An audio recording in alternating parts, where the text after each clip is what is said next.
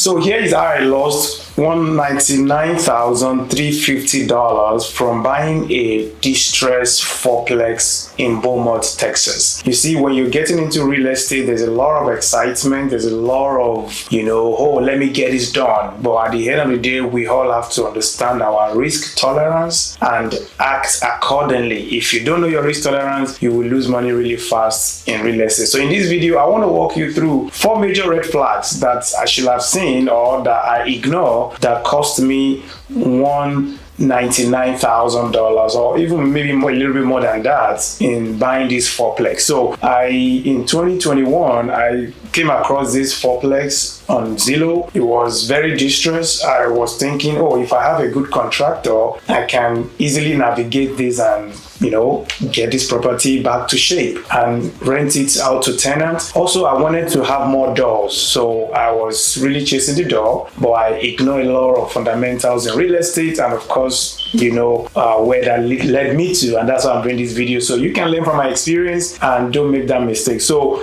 I'll walk you through those 4 things that I should have, do, or I should have seen that I didn't do them. Number 1, it was too much of a risk than I can undo, but at that point I did not clearly define my risk tolerance, so I was biting more than I can chew because the property was just too distressed for someone like me, for someone that's busy as I am, as someone that is not so many experience with a contractor. So I bite more than I can more than I can chew, and of course that cost me money. Number 2 is that I ignore home inspection. I should have done home inspection. If I have done home inspection, that will have at least uncovered a lot of the problem that I don't know to me, and I'll use that inspection report as a way to either go or no go. I will have used that to make that decision, but I didn't do home inspection, unfortunately, because I was thinking, it's already distressed anyway. Why do I have to spend another $500 to do home inspection when I already know what the inspector is going to be telling me? So I didn't do home inspection. I,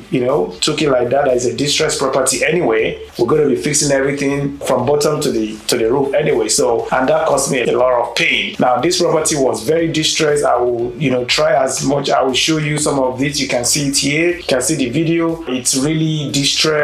It has termite issue. It has it's been fire damaged before. The structure is very, very weak. The foundation is gone. The roof, of course, is gone. Almost everything in the property is really gone. But again, I was just relying on my contractor that, hey, we should be able to do this, and that really messed me up. So that is what you can see those are the mistakes that I have made. Now, the number 3 mistakes I made is that I rely heavily on my contractor. I just put so much faith, so much trust in the contractor. This is my first time working with this contractor, and the contractor obviously screwed me up. Just 2 weeks into this project, this contractor sent me a change order that is equals to 45% of my original budget. You see that?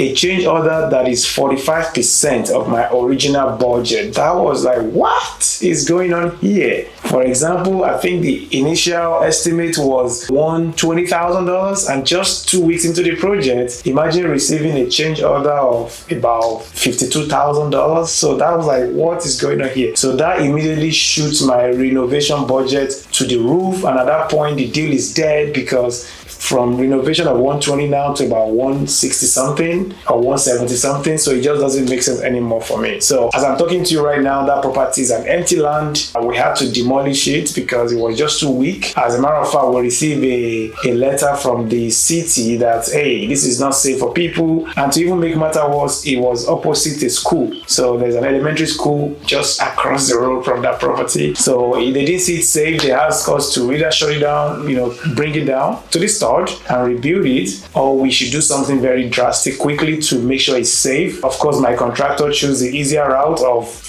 let's bring it down and build something new. And now we brought it down. The same contractor couldn't give me a drawing. He couldn't give me a firm code. Eventually, we had to part ways and, count my loss and move on to the next one. So that is my number 3. Number 4 on my list is that I live too far away from the property. It's about 2 hours from where I live, and so I couldn't properly manage the property. I couldn't couldn't go there often than I should be going. And also, I did not just give it the needed attention for the project to succeed. Even though I'm dealing with a terrible contractor, at least if I've been able to keep more eyes on the property, I might still be able to, resolve the situation or maybe turn it around a little bit. But I was living 2 hours away. I have other priorities. So this project suffered. The contractor messed me up. I lost almost $200,000 on that project. So the moral of the story is that you need to know your risk tolerance. Don't bite more than you can chew.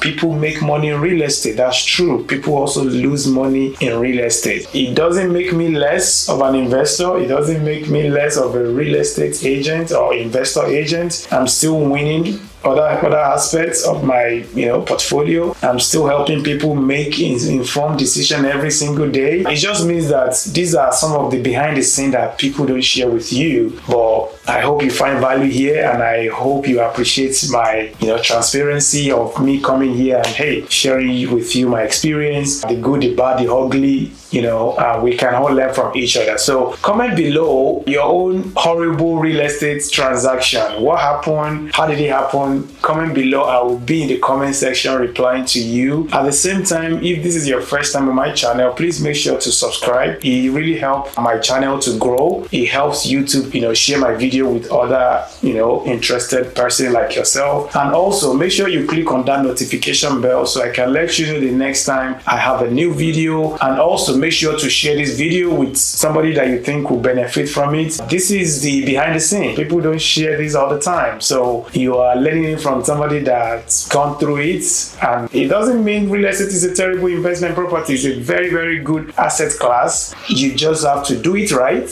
and know your risk tolerance. If you undertake too much, is the fastest way to lose money. So that being said, I hope you find value here. If you want to connect with me, you can see the link to my calendar below. You can also give me a call. I'm very accessible. I love to help people as much as I can. Thank you. I will see you on the next one. Bye-bye.